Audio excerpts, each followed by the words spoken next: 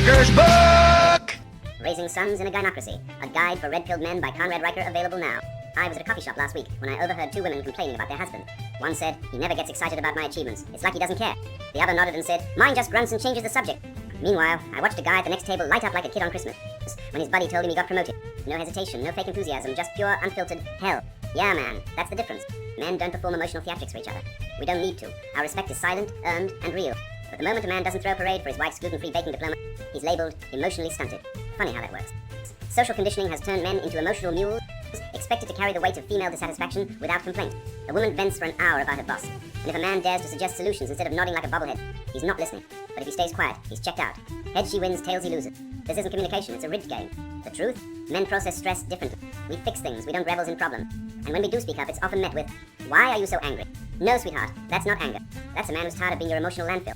Ever notice how the same people who scream, "Nationalism is evil," have no problem with the EU dictating laws to sovereign nations? Or the UN pushing gender quotas on countries that never asked for them? That's not progress, it's colonization with a smiley face. Transnational governance is just old-school imperialism in a woke trenchcoat. They don't want borders because they don't want resistance. A strong nation with proud men at the helm is their worst nightmare.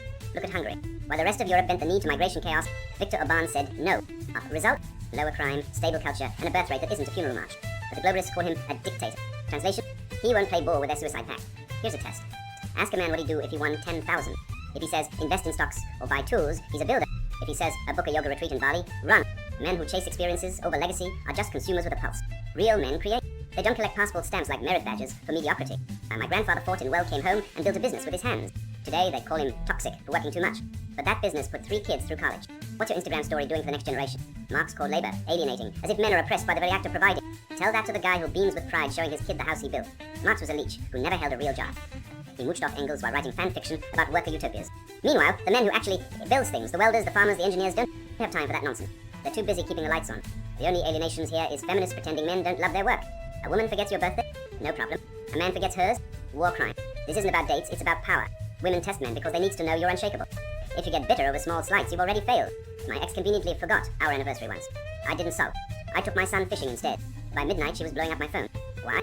Because women don't respect men who crumble over trivia. The lesson? Be the oak, not the weeping willow. The personal is political, is the biggest con in history. It's how activists turned your living room into a battleground. Your kid's bedtime story? Patriarchal? Your wife making dinner? Internalized oppression? This isn't liberation. It's mental illness with a megaphone. Real men don't politicize love. They protect it. When my son skins his knee, I don't blame toxic masculinity. I tell him to walk it off. And guess what? He does, because pain isn't oppression. It's life. Here's a fact. Men who can't fight can't lead. I don't care how many gender studies degrees you have.